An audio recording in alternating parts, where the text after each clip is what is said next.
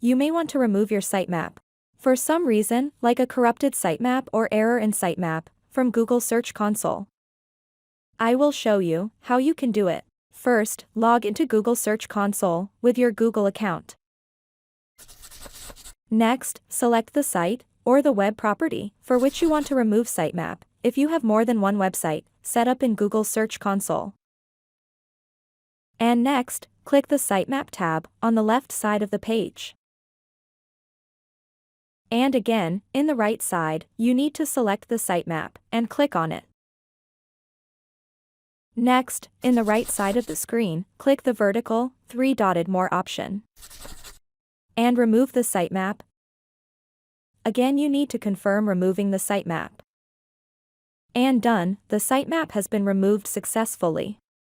With this, we have come to the end of this video. Please subscribe to my channel and click the bell icon to get updates when we add more content.